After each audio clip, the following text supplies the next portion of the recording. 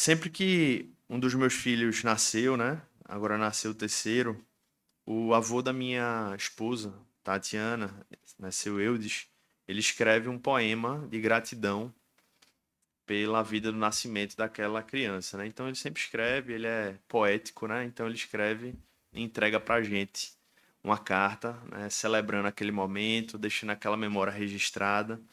E isso é tão natural no coração dele, porque é um motivo de alegria, de gratidão. E naturalmente ele escreve, a gente nem cobra ele, não, já virou tradição, mas toda vez a gente espera ele trazer o poema, né? Com aquele poema se alegrando, celebrando a Deus pelo nascimento de um filho.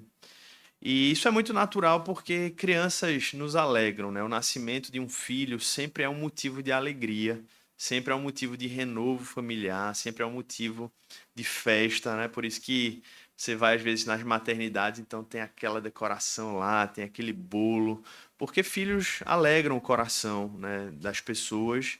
E não foi diferente aqui no livro de Lucas, no relato do nascimento de João, João que viria a ser conhecido como Batista, né? E a gente vê essa alegria e gratidão na vida do seu pai, chamado Zacarias. Você deve lembrar da história desse homem.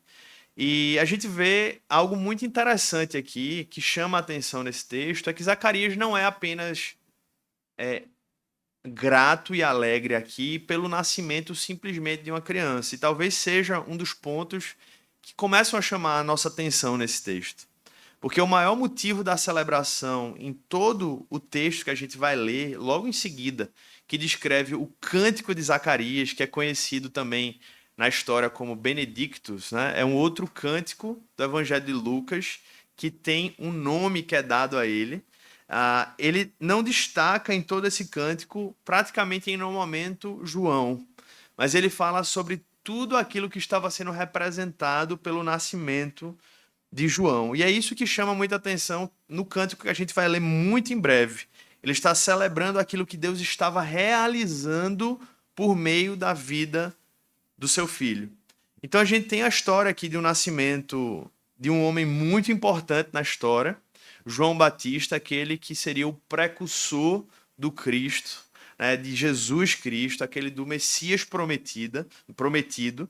E aqui o texto usa a linguagem, irmãos, dizendo que o Senhor usou de grande misericórdia para com Isabel, que está lá aqui no versículo 58, né? E a gente entendendo o contexto, como a gente compartilhou já nas últimas mensagens, a gente consegue perceber o quanto isso é significativo, porque aquela mulher não podia ter filhos, né? Então a gente olha para esse relato e vê que o Senhor visita Isabel com o filho, e agora, no nascimento de João, o testemunho de tudo e de todos é que o Senhor havia usado de grande misericórdia para com Isabel, e todos se alegraram com ela, né? Misericórdia pelo fato dela ter tido a capacidade de conceber o filho quando antes não podia. Graça e misericórdia porque agora ela, mesmo sendo de idade, pôde ter um filho com saúde, né? E especialmente ela que ficou grávida depois de muita idade. E graça e misericórdia pelo fato dela ter sido mãe de uma criança que seria usada agora para preparar os caminhos do Salvador. Então é isso que a gente vê aqui no relato, né, nessa história que vai sendo traçada, até que finalmente a gente chega no ponto onde existe um debate acerca do nome de João, né? E talvez você tenha experimentado algo parecido, né? Você ter uma preferência de nome na família, outra parte tem um nome diferente. Tem gente que ia ganhar um nome até o cartório, quando chegou no cartório virou outro nome. Alguém teve essa experiência aqui? Ou não? Eu já ouvi algumas pessoas que ia ser um nome, quando o pai chegou no cartório botou outro nome, né? E aqui não foi muito diferente, né? Porque todos estavam querendo dar o nome de João de Zacarias, em respeito, em honra ao pai, né? Uma geração passando geração. Mas a mãe do menino bateu o pé, né? Talvez tenha dado um grito, batido na mesa assim, de modo nenhum, ele será chamado João. E aí disseram para ela, mas você não tem nenhum parente com esse nome, Isabel. Você acabou de ter filho, vá descansar, é melhor, você deve estar precisando dormir, deixa a gente resolver. E aí foram perguntar a Zacarias, né? Zacarias, e aí? Só que vocês sabem como é que Zacarias estava, né? Estava mudo. E por que ele ficou mudo? Tá no relato anterior. Porque ele não creu que Isabel ia ter um filho. Então Deus disse: então tá bom, você vai ficar mudo até ele nascer. Até você acreditar de verdade, você vai ficar mudo para você aprender a acreditar em mim, né? Mais ou menos isso. E aí Zacarias ainda estava mudo. E aí fizeram sinais para ele, é o que está aqui no versículo 62. E aí ele disse: me dei uma tábua, uma tabuinha, querida, aqui, para eu escrever qual vai ser o nome da criança. Ele foi lá e confirmou o que a mãe disse, né? Todos se admiraram porque não esperavam que o próprio pai não daria o nome do filho. E a Bíblia diz que foi exatamente naquele momento, irmãos, quando ele escreveu aquele nome, que se abriu e a língua dele se soltou e ele começou a louvar, começou a falar louvando a Deus. Por quê? Foi nesse momento que a sua língua se soltou, ele começou a falar, porque foi exatamente naquele momento que ele testemunhou diante de tudo e de todos que ele estava crendo oficialmente naquilo que Deus havia dito. Deus havia dito para ele: você vai ser pai, seu filho vai nascer, ele vai se chamar João. E Zacarias disse: não, não é possível, não estou acreditando nessa história. Mas agora aqui, diante de tudo e de todos, né, ele testemunhou isso e disse: é João, é um menino, nasceu e o nome dele é João, conforme Deus havia prometido. Então, finalmente, ele volta a falar e ele volta a falar de uma maneira muito bela, não apenas falando qualquer coisa, mas louvando a Deus. É isso que sai dos lábios daquele homem. E todos ficaram possuídos de temor. Aquela história foi espalhada em toda a região da Judéia. E todos que ouviram aquilo diziam: o que é que esse menino vai ser? Algo há de vir, né, dessa história tão peculiar. E a Bíblia diz que a mão do Senhor estava com ele. E logo em seguida, nesse contexto, a gente chega no cântico de Zacarias. A gente tem o privilégio, irmãos, de conhecer quais foram as palavras que aquele homem entoou de gratidão a Deus pelo nascimento do seu filho. Quero ler com você. Vamos a partir do versículo 67. Conhecer as palavras que aquele homem, depois de um período de aflição, de provação da parte de Deus, que ele voltou a entoar, vendo com seus próprios olhos, testemunhando com a sua própria vida que, de fato, as promessas de Deus, elas são reais, elas se cumprem. E foi isso que ele talvez não acreditou naquele momento. Ele disse: eu ser pai? Como assim, Senhor? E aí Deus disse: não, você vai passar um tempo em silêncio para refletir na vida, né? E quanto ele não deve ter aprendido, irmãos, naquele período, né? Mudo. Imagina você ficar mudo do dia para a noite. Você já parou para pensar nisso? Já parou para pensar se você teria facilidade de lidar com essa situação, ou você seria daqueles que ia estar subindo pela parede, né, para para lidar com essa situação? O quanto ele não aprendeu, irmãos, num momento como esse, né? Você vê como Deus tem os seus meios de nos ensinar, né? Às vezes a gente quer tentar entender todas as coisas que Deus faz, e Deus aqui usou uma incapacidade de falar para moldar o coração daquele homem. Então, assim, uma aplicação aqui para a gente: não negligencie o quanto e o como Deus faz as coisas e usa as coisas para moldar o nosso coração. Isso aqui é um evento que a gente olha e diz assim: poxa, Deus podia ter feito de outra maneira, né? Mas ele disse: não, ele vai ficar sem falar. E com certeza aqueles meses foram meses de profunda reflexão para Zacarias, não tenho dúvidas, porque com certeza ele teve a sua fé moldada, sua alma fortalecida, e a prova disso é o que ele vem a cantar, irmãos. Um cântico que o versículo 67 começa dizendo que foi um cântico cheio do Espírito Santo. Não é sempre que essas palavras são usadas na Bíblia. A gente, especialmente na Antiga Aliança, especialmente nos Evangelhos, a gente começa a ouvir mais dessa expressão cheio do Espírito Santo a partir do livro de Atos, a partir das cartas de Paulo. Mas aqui a gente vê, em primeira mão, a Bíblia nos dizendo que Zacarias foi cheio do Espírito Santo. Ele foi visitado pelo Senhor. E isso aqui nos traz uma lição, irmãos. Esse versículo, eu vou ler o versículo 67 com vocês, oficialmente aqui. Zacarias, o pai de João, oficialmente batizado aqui, né, como João, cheio do Espírito Santo, profetizou, dizendo. E ele começa a louvar, cantar e a bendizer o Senhor. Mas há algo muito importante para nós aqui nessa manhã. É a gente perceber que uma vida cheia do Espírito Santo, ela tem uma característica. Tem várias, mas existe uma que marca aqui nesse texto, que é uma vida que louva a Deus, que profere palavras de adoração a Deus. E é isso que a gente enxerga em várias passagens, inclusive do Novo Testamento. Você vê uma correlação direta entre vidas cheias do Espírito Santo e o louvor, ou seja, palavras de adoração a Deus em forma de música. Leia comigo Colossenses capítulo 3, versículo 16. Eu acho que eu não passei para a mídia não, mas se vocês puderem botar Colossenses capítulo 3, versículo 16.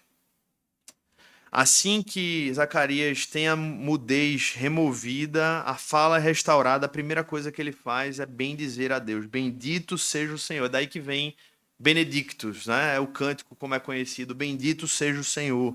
É essa palavra em latim. E Colossenses 3, o apóstolo Paulo já nos mostra, né? Já nos ensinava há muito tempo. Habite ricamente em vós a palavra de Cristo, ou na NAA, que a palavra de Cristo habite ricamente em vocês. Instruam-se e aconselhem-se mutuamente, com toda a sabedoria, louvando com salmos, hinos e cânticos espirituais, com gratidão ao Senhor, com gratidão em vosso coração, com gratidão a Deus no vosso coração. Então, irmãos, a aplicação para nós é muito simples, mas assim, talvez muito desafiadora para alguns. Porque a Bíblia mostra sempre que vida cheia do Espírito Santo se expressa também de um modo particular com louvor a Deus, com cânticos ao Senhor. Se você parar para pensar, essa é uma das coisas mais peculiares, né? Que pessoas que não professam a fé cristã não conseguem muito bem entender o que é louvar a Deus. Certa vez eu convidei um amigo meu para ir para um culto e ele, primeiro, depois de relatar, fazer algumas perguntas, que ele tinha visitado algumas igrejas, vamos dizer assim, neopentecostais, e ele ficou me perguntando, mas como é que é isso? Como é que é aqui? Ele disse que foi para um outro tipo de culto e ficou muito constrangido com algumas coisas. E eu disse, não, fique tranquilo, não tem isso lá não, não tem isso lá não e tal. Eu disse, então eu vou. Agora, aí ele me fez uma pergunta no final, mas me diga uma coisa, eu sei que louvor toda igreja tem, né? Eu disse, louvor toda igreja vai ter. Eu posso ficar sentado no louvor, calado, porque assim, eu não sei cantar, né? Assim, eu não entendo muito bem. E é exatamente isso, irmãos, porque aquela pessoa que não professa a Cristo, que não crê no Senhor, que não crê na sua palavra, ela vai ter muitas limitações para encontrar algum sentido no louvar a Deus. E essa é exatamente uma das marcas que distinguem o povo de Deus daqueles que não são povo de Deus. Ouvir um sermão, até pessoas que não são cristãs podem ir lá e, eu quero ouvir aquele sermão, eu gosto daquela pregação, né? Ontem eu estava conversando com meu sogro, eles têm uma pessoa da família dele, que na época lá do Rio de Janeiro, quando ele morava, ela não era crente, mas ia todo domingo para a igreja porque adorava ouvir o sermão do bispo Roberto McAllister. Fazia sentido para ela aquilo, ela gostava daquela fala. Mas o louvor não, irmãos. Louvor só louva aquele que entendeu a revelação do Evangelho. O louvor só louva aquele especialmente que está cheio do Espírito Santo. E esse é um sinal excelente para você avaliar sua espiritualidade. Como é que está não apenas a sua leitura bíblica, não apenas a sua oração, que são indispensáveis, mas você louva a Deus? Não estou perguntando se você canta bem, tá? Estou perguntando se você louva a Deus. Saem palavras dos seus lábios no carro, no ônibus, quando você está tomando banho, quando você está ali em casa organizando alguma coisa, você bota um louvor para adorar a Deus. Essa é uma das marcas de uma pessoa cheia do Espírito Santo. Isso não tem a ver com temperamento, isso não tem a ver com gosto, isso tem a ver com a presença do Espírito Santo de Deus. Claro que vão existir pessoas que são mais afeitas à música, é natural. Mas é isso que eu estou dizendo, o ponto não é esse. Não é o quanto você gosta ou não, o quanto isso é comum para você ou não. O ponto é, a Bíblia nos mostra em várias passagens que o povo que é cheio do Espírito Santo louva a Deus com salmos, hinos e cânticos espirituais, como está lá também em Efésios, no capítulo 5. Sejam cheios de... Vamos lá, Efésios. Vamos ler para a gente ler junto. Efésios capítulo 5. Deixa eu abrir aqui. Eu não botei o texto, mas eu vou ler com vocês. Na verdade, está aqui. Não, facilitou. Efésios 5, versículo 18. E esse texto que a gente vai ler, na verdade, ele é muito precioso, irmãos, porque existe um debate teológico acerca de se você louvar a Deus é um meio de você ser cheio do Espírito Santo, ou se você ser cheio do Espírito Santo é o que faz você louvar a Deus. E, particularmente, eu olho para esse texto e eu acho que é aquela ideia de um ciclo virtuoso. Né? Não se embriaguem com vinho, pois isso leva à devassidão, mas deixem-se encher do Espírito. E aí como? O texto ele pede uma continuidade, falando entre vocês com salmos, hinos e cânticos espirituais, cantando e louvando com o coração ao Senhor, dando sempre graças por tudo a nosso Deus e Pai, em nome de nosso Senhor Jesus Cristo. Então o que esse texto está nos dizendo, irmãos, é que louvar é tanto uma prova de uma vida cheia do Espírito Santo, como também é um meio pelo qual nós nos enchemos continuamente do Espírito Santo. Então, se você está louvando a Deus, glória a Deus, continue fazendo, porque isso vai alimentar a sua alma. Você está com a sua alma seca, leia a Bíblia, ore, mas louve ao Senhor também. E no ato de louvar a Deus em comunidade, individualmente, você vai ver o Espírito Santo agindo na sua vida, como ele agiu na vida de Zacarias. Quando ele voltou a falar, irmãos, a única coisa que saiu da boca daquele homem foi um louvor a Deus, um cântico ao Senhor. É por isso que quando você vem a um culto aqui no domingo, nunca venha com a expectativa de, eu só vou ali ver um sermão ou vou escutar um louvor. Não, venha se preparando para louvar a Deus, irmãos. Nós precisamos aqui entender mais uma vez, sempre falo isso, que esses irmãos que estão aqui, eles estão ajudando a dar um tom no louvor. Mas eles não estão se apresentando para nós. Eles estão nos ajudando, nos auxiliando para que a voz da igreja possa ser ouvida pelo nosso Senhor. Amém, irmãos? E é isso que um povo cheio do Espírito Santo faz. Um povo cheio do Espírito Santo louva a Deus. Que isso possa moldar o nosso louvor também como igreja. Que ao vir aqui ao culto, você venha motivado a dizer assim, que privilégio louvar agora em comunidade. Passei a semana toda louvando sozinho, né? Ou com a minha família, mas agora eu vou louvar com todo o povo de Deus que o Senhor me colocou para vivenciar a fé. Então esqueça, sou desafinado. Não, aí você não canta aqui se é desafinado, mas você canta no seu lugar, amém, irmãos? Para ajudar a dar o tom, eles precisam ser afinados para poder ajudar a conduzir. Mas no seu lugar você vai cantar, não é porque você é desafinado que você não vai, você pode se esforçar, você pode estudar também, né, para também não ficar no comodismo, mas não use essa desculpa, eu não gosto de cantar. Então peça ao Espírito Santo para lhe ajudar a cantar, porque foi ele que disse que a gente ia louvar, então se resolva com ele, né, porque é um dom dele, é um chamado dele. E por isso que nós precisamos aprender, irmãos, a não menosprezar a importância do louvor como uma disciplina espiritual. E foi isso que a gente viu aqui Zacarias fazendo, louvando. Um cântico que entrou para a história. E um cântico que talvez um dia cantaremos na eternidade. Porque se há uma das coisas que vão existir na eternidade é louvor.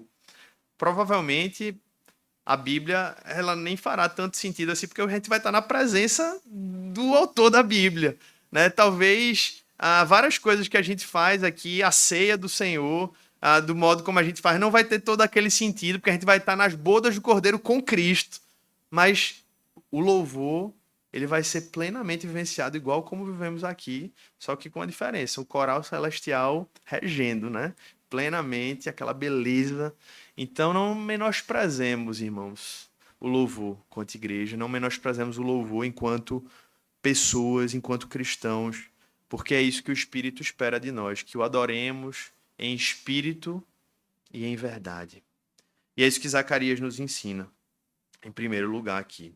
Logo depois, ele continua dizendo assim, bendito seja o Senhor, Deus de Israel, porque visitou e redimiu o seu povo, e nos suscitou plena e poderosa salvação na casa de Davi, seu servo.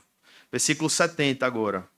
Como havia prometido desde a antiguidade, eu vou ler até o fim aqui. Por boca dos seus santos profetas, para nos libertar dos nossos inimigos e das mãos de todos os que nos odeiam, para usar de misericórdia com os nossos pais e lembrar-se da sua santa aliança e do juramento que fez a nosso pai Abraão, de conceder-nos que, livres das mãos de nossos inimigos, o adorássemos sem temor, em santidade e justiça diante dele, todos os nossos dias. E você, menino, será chamado profeta do Altíssimo, porque precederá o Senhor, preparando-lhe os caminhos para dar ao seu povo o conhecimento da salvação, por meio da remissão dos seus pecados, graças à profunda misericórdia de nosso Deus, pela qual nos visitará o sol nascente das alturas, para iluminar os que jazem nas trevas e na sombra da morte, e dirigir os nossos pés pelo caminho da paz. Meus irmãos, tem tantas coisas preciosas aqui nesse cântico, mas uma das coisas que me chamou a atenção e que eu creio que deveria marcar a nossa vida aqui nessa manhã é a gente perceber aquilo que eu comecei a falar, né? Zacarias estava muito feliz, com certeza, porque ele tinha gerado um filho. Especialmente ele, que durante anos esperava por um filho. Especialmente ele, que tinha ficado mudo porque não tinha acreditado que um filho ia nascer. Especialmente ele, que era parte do povo de Deus e que carregava no seu DNA a visão de que filhos são bênção, porque ele aprendeu assim toda a antiga aliança. Mas algo que chama muita atenção, como eu já falei, é que todo o texto, praticamente, João é mencionado em um versículo. Todo o cântico de Zacarias é voltado para o fato de que Deus estava cumprindo os seus propósitos, a saber, a sua salvação em Cristo Jesus. O plano redentivo de Deus na história estava sendo consumado. Ele estava profundamente alegre, irmãos, com isso. Bendito seja o Senhor, Deus de Israel. E olha a palavra que ele usa, porque visitou e redimiu o seu povo. Por que ele estava louvando a Deus? Porque Deus visitou com redenção o seu povo. Porque Deus nos alcançou com restauração das nossas vidas, propósitos, destinos, e nos deu agora um novo sentido de vida, um novo destino eterno, um novo propósito de existência. E essa palavra visitou aqui, irmãos, é muito significativa, porque ela é usada poucas vezes na Bíblia. E o original dela é associado à palavra episcopos, que é usado para liderança, que basicamente um dos papéis dos líderes, inclusive líderes de igreja, né, pastores, não é salvar pessoas, mas é estar ali numa supervisão. Episcopos é isso que a Bíblia usa, buscando entender como aquele corpo, aquela comunidade está indo ou não nas direções, nos caminhos daquilo que Deus esperava. Então é como se Deus estivesse sendo o grande episcopos da nossa alma, né? O supremo pastor, como a Bíblia nos ensina, olhando para nós. E ele faz isso, ele está assim olhando para nós, e ele olha para o mundo, e ele fica olhando como ele pode visitar com salvação as pessoas. E foi exatamente na plenitude dos tempos que ele consumou essa obra, e ele visitou o seu povo. E ele olhou as necessidades mais profundas da alma que nós temos, que é a necessidade, não é de um dinheiro, de um bem, de uma conquista, de uma satisfação, de uma realização, mas é do problema mais profundo que nós carregamos, que é o nosso pecado, que é o nosso distanciamento de Deus, que é a nossa escuridão espiritual, que é o nosso abismo que nos separa do Criador, do Rei dos Reis e do Senhor dos Senhores. E a Bíblia diz que ele nos visita, que é exatamente isso que também aqueles que exercem trabalho de supervisão faz.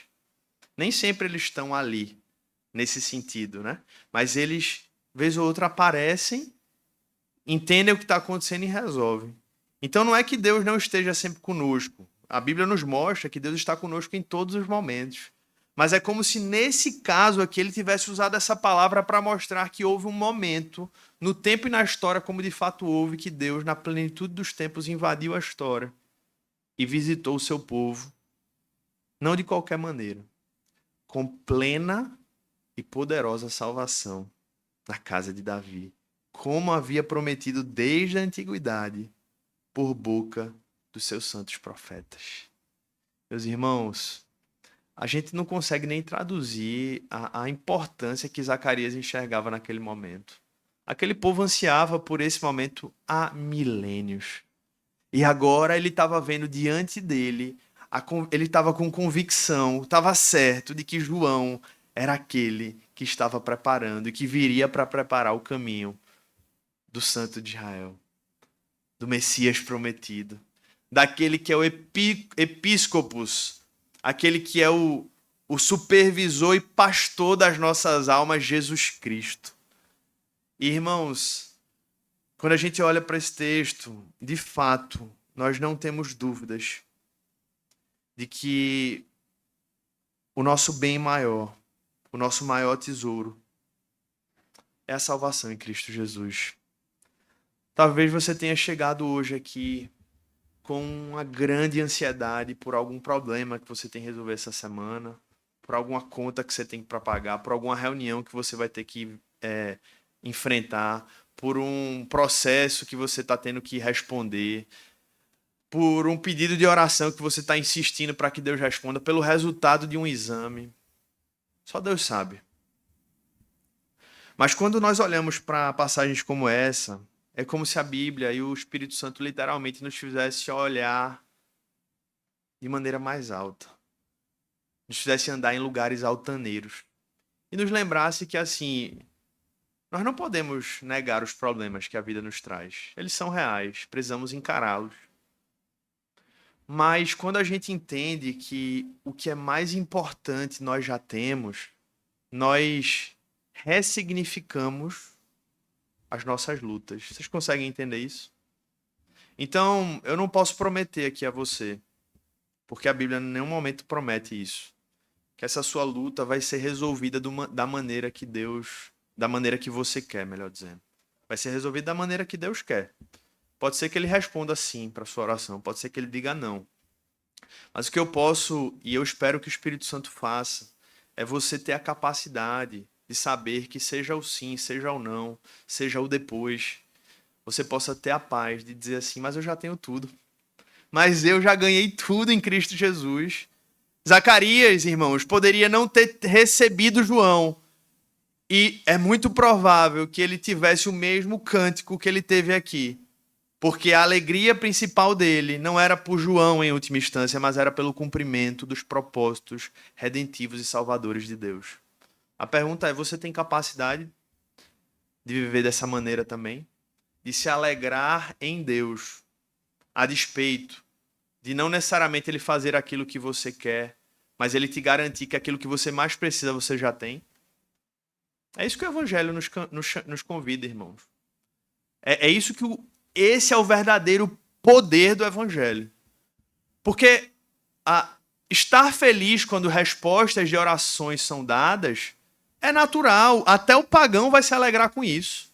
Mas o Evangelho é poderoso e demonstra o seu poder quando nós nos alegramos não apenas nas pequenas coisas que nós buscamos, por mais importantes que elas sejam, mas nós aprendemos a encontrar verdadeira alegria e satisfação no grande propósito redentivo de Deus na história. Esse que é o verdadeiro poder do Evangelho, irmãos. Esse é o que é o verdadeiro poder do Evangelho. Aquela irmã que tem enfrentado aquela luta enorme contra o câncer, né? A Arielle, alguns de vocês conhecem ela do Instagram. Eu confesso que eu nem sigo, irmãos, porque mexe comigo. Então, eu vez ou outra eu vejo umas mensagens assim. Eu acho que você deveria seguir, mas eu optei por não seguir. Ela está enfrentando uma luta, está com os dias contados aos olhos humanos, tem 4 filhos, né? 4 ou 5, 4 filhos. E ontem ela postou, né, um texto mais uma vez. Quando eu li, eu disse, meu pai, esse é o poder do Evangelho. O poder do Evangelho está ali. Ela dizendo assim, eu sei que eu tô com meus dias contados, talvez esse seja o meu último Natal com a minha família, mas Deus está conosco. Deus está cuidando da minha casa. Aí é o poder do evangelho. E é exatamente o que Zacarias entendeu. O bem maior que eu tenho é a salvação em Cristo Jesus, e ele teve o privilégio de ver a salvação se desenrolando diante dos seus olhos e ver o seu filho sendo um instrumento de Deus para a salvação. E a salvação, irmãos, nós não podemos diminuir o que é salvação, porque talvez quando você escuta sobre salvação, você talvez já tenha entrado num piloto automático do que é salvação. Mas esse texto nos mostra e nos destrincha de uma maneira quase que cirúrgica a bênção que é nós sermos salvos pelo Senhor. Versículo 71. Quando nós somos salvos, nós somos libertos dos nossos inimigos e das mãos de todos os que nos odeiam. Irmãos, quando nós somos salvos por Cristo, nós não precisamos ter medo mais algum de Satanás, seres espirituais do mal, do mundo, que é esse sistema que parece que quer nos destruir todo dia, nem da nossa própria carne. Porque a Bíblia nos diz que quando Cristo nos salva, ele nos liberta dos nossos inimigos e das mãos de todos os que nos odeiam. Salvação. A salvação é traduzida também na confiança que nós temos de andarmos seguros, porque sabemos que Deus é o nosso pastor e o nosso protetor. Não apenas na eternidade, mas no aqui e no agora. E até as lutas que nós enfrentamos, nós sabemos, tá tudo bem, porque Jesus está no barco. Ah, você acha que ele está dormindo, mas ele não está dormindo, porque ele não dorme. Ele não dorme. Ele estava dormindo, mas não estava dormindo ali. Como é isso, eu não sei. Ele era Deus, era homem, também não sei. Mas ele estava dormindo, mas não estava dormindo. Então ele não dorme. Versículo 74 e 75. Quando a gente é salvo, irmãos, a gente é capacitado a adorar a Deus sem temor. Ele nos concede que, livres das mãos dos nossos inimigos, nós o adorássemos sem temor. Irmãos, eu vi um pastor falando essa semana que louvar a Deus, orar a Deus, é uma loucura. Imagina se você chegasse assim, na porta do presidente dos Estados Unidos. Licença, eu quero falar. Quero falar com o senhor, sem marcar a hora. Eu não sei que você é doido, né? E a gente chega assim, qualquer hora, e fala com Deus. Mas é uma loucura que ele nos autorizou a vivenciar. Porque por meio de Cristo, ele abriu essa porta para nós. Mas aos olhos humanos, é uma loucura. A gente está falando com o Deus dos deuses, o único Deus verdadeiro, o Senhor dos senhores, o Rei dos reis, que criou tudo que existe e que tem o poder de acabar com tudo que existe com apenas uma única palavra. E a gente vai lá e fala com ele. Mas é uma loucura que ele nos autorizou a viver e ele nos convida a viver. E isso só é possível pela salvação, porque antes da gente ser salvo, é impossível adorar a Deus sem um temor que nos afaste dele. Mas quando a gente é salvo, a gente continua o temendo, mas com um temor que nos aproxima, que não nos afasta. Um temor santo. Em santidade é o que fala. Em justiça diante dele todos os nossos dias. Existe uma constância no nosso relacionamento com Deus. Versículo 77. Quando nós somos salvos, nós somos perdoados dos nossos pecados. É o que fala. Por meio da remissão dos seus pecados. Meu irmão, se o pecado que você carrega não lhe incomoda, você não foi salvo. Se você não entendeu que você tem um problema muito sério chamado pecado, você não entendeu a salvação. Jesus, a Bíblia, a igreja, a pregação, tudo para você não faz sentido nenhum. Por quê? Porque tudo que nós falamos aqui, todo o nosso drama se origina no fato de que nós somos pecadores, miseráveis, incapazes de nos reconciliar com Deus. Não tem solução para a gente. Estávamos perdidos e mortos, nossos pecados e delitos. E é por isso que nós não podemos abrir mão de entender a seriedade do nosso pecado, porque quanto mais entendermos o quão miseráveis nós somos, mais alegria haverá no perdão que Deus nos dá. Mais gratidão a Deus. Então, tá acabando o ano, aí você vai agradecer pelo carro que você comprou, pelo apartamento. Mas não é um exagero, não é um clichê nós pararmos e olharmos para trás e dizer: Senhor, obrigado porque o Senhor pagou o preço pelo meu pecado. O boleto do apartamento eu consigo trabalhar e pagar, o boleto de tal coisa, mas o pecado não tinha jeito, não tinha conta bancária que pagasse, meus irmãos. Só Cristo Jesus. Isso é salvação. Por isso que Zacarias se alegrou tanto, porque disse: finalmente vai chegar aquele que vai remir os meus pecados. Finalmente vai ter uma solução para o meu problema. E no versículo 79, irmãos, outro exemplo da salvação. Dirigir, lá no final do 79, dirigir os nossos pés pelo caminho da paz. É só quando a gente encontra com Cristo que a gente tem paz verdadeira, irmão. Fora isso, você vai ter que depender de remédio, vai ter que depender de alucinógeno, você vai ter que depender de circunstâncias para conseguir botar a cabeça no travesseiro. Porque olhar para esse mundo com a perspectiva naturalista, eu vim do nada e vou pro nada, é enlouquecedor. É enlouquecedor. Não é para menos que tem aumentado cada vez mais todos os índices de ansiedade, depressão e, infelizmente, suicídio. Porque é enlouquecedor olhar para essa realidade sem a esperança e a paz que Cristo nos dá. E é por isso que a salvação é tão preciosa, irmãos, porque ele dirige os nossos pés pelo caminho da paz, que vai ser plena na eternidade, mas que já é possível para nós hoje. A paz de Cristo é possível para nós hoje. A paz que excede todo entendimento é possível para você hoje. O Espírito Santo é capaz, de um modo que excede o entendimento, a compreensão, de dar a você uma paz que o mundo não pode dar, que o dinheiro não pode dar, que a bebida não pode dar, que amigos não podem dar, que o trabalho não pode dar, que um filho não pode dar. Mas o Espírito Santo pode, e isso é a salvação de Deus materializada nas nossas vidas, meus irmãos. Isso não alegra no nosso coração, não? Você está conseguindo lembrar o privilégio que você tem de estar aqui hoje? Não apenas de estar aqui nesse local, mas de estar aqui reunido como povo de Deus. Que o Senhor traga ao seu coração essa lembrança, porque se isso não está alegrando nosso coração, irmãos, alguma coisa está errada na nossa espiritualidade. Que o Senhor traga essa alegria que brotou do coração de Zacarias para o nosso coração, amém? Pela sua salvação. E eu quero concluir, basicamente lembrando, uma última aplicação, mas não menos importante, é que o Senhor Jesus afirmou que entre os nascidos de mulher, ninguém era maior do que João. Você lembra disso? Evangelho de Lucas, capítulo 7. Eu fiquei me perguntando por que tão importante. E um dos motivos, irmãos, é porque é um motivo bem óbvio. Ele veio preparar o caminho do Salvador. Então ele ganhou esse status de honra entre os homens, porque ele foi aquele que preparou o caminho para o Messias.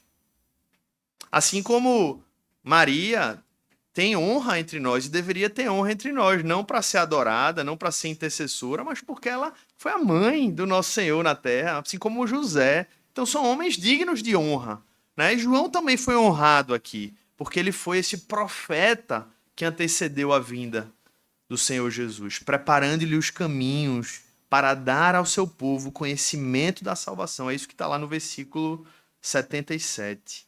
Preparando-lhe os caminhos para dar ao seu povo conhecimento da salvação. E eu queria concluir aqui com uma aplicação muito breve, mas muito importante, irmãos.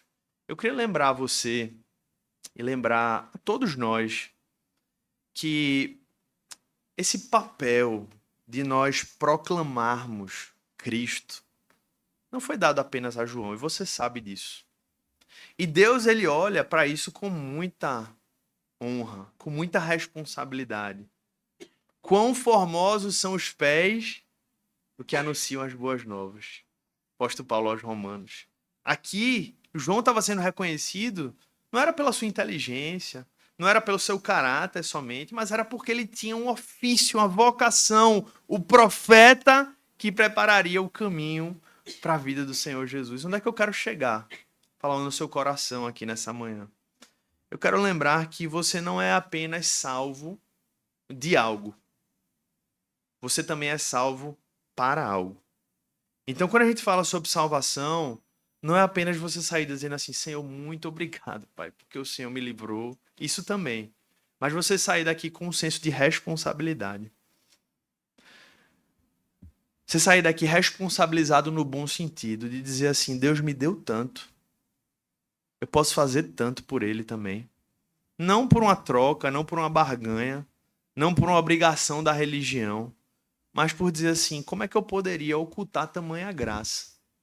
E foi exatamente isso que João Batista entendeu e viveu, irmãos. Ele entendeu que a vida dele, ele não era aquilo que ele era porque ele tinha um título de precursor do Messias. Ele entendeu que o chamado dele era servir. E ele fez isso pregando o evangelho, batizando pessoas, por isso que ele veio a ser chamado de João o Batista. E assim ele cumpriu plenamente a vontade de Deus para a vida dele, entendendo que ele não apenas foi salvo de algo, mas ele foi salvo para algo. Ele tinha uma missão. Como diz um versículo muito conhecido de vocês, com grandes poderes vem grandes responsabilidades. Né? Versículo de Homem-Aranha, né? Mas é isso que a gente precisa entender, irmãos. Brincadeiras à parte, nós temos grandes poderes em Cristo Jesus. Não poder para a gente, não para a gente se servir, não para a gente se beneficiar, mas para a gente abençoar esse mundo, irmãos. E Jesus fez isso com 12 homens cheios do Espírito Santo. Por isso que eu creio plenamente, irmãos, e me vejo responsabilizado ao pastorear uma igreja com tantas pessoas abençoadas, temem a Deus, e dizer assim, irmãos, Deus quer usá-los. Deus quer que da boca de vocês outras pessoas ouçam de Cristo e digam, eu quero esse Jesus para a minha vida. Eu quero conhecer esse Jesus. Vocês creem nisso? Cada um com o seu dom, cada um no seu local de trabalho, cada um na sua experiência. Eu sempre digo isso, não esqueça, existem lugares que só você vai chegar ali em nome de Jesus, mais ninguém. E vocês sabem que lugares são esses. Às vezes é do lado da sua mesa de trabalho. Aquela pessoa, só você vai chegar nela proclamando o reino. Às vezes é o posto que você abastece, às vezes é o lugar que você corta o cabelo. E foi por isso que João Batista foi reconhecido. Porque ele entendeu a missão que ele tinha. E eu quero convidar a gente nesse Natal, irmãos, nesse último sermão, antes do sermão do Natal, a entender que o Natal não é apenas sobre obrigado, Deus, porque a tua luz veio sobre nós, mas é, Senhor, me ajuda a levar essa luz para outros. Porque se ele não lhe levou para a eternidade, um dos motivos é porque ele quer usar a sua vida, irmão, para cumprir os seus propósitos. Porque ele poderia ter te levado já, tá salvo, vamos orar comigo. Por quê? Por que não? Por que tá aqui ainda nesse mundo mal? Porque tem pessoas que ele quer que você o apresente. Assim como João Batista fez com muitos. Apresentou e preparou o caminho para Cristo Jesus. Amém, irmãos? Em nome de Jesus, levem isso aí como encorajamento do Espírito Santo. Porque Deus nos deu esse dom, nos deu esse privilégio, não apenas de sermos habitados pelo Espírito Santo, mas de estarmos sendo alimentados diariamente pela sua palavra, de estarmos dominicalmente sendo alimentados com o banquete que é a igreja, que é essa reunião. Mas você precisa levar isso para outras pessoas. E foi por isso que João Batista ficou conhecido. Porque ele se deu, é que ele foi honrado. Não para a glória dele, mas para a glória de Deus. Que assim seja conosco também, que a nossa igreja seja ricamente usada pelo Senhor, para que muitos o conheçam. Amém? Você pode fechar os seus olhos. E diante desse cântico de Zacarias, Benedictus, orar ao Senhor, pedir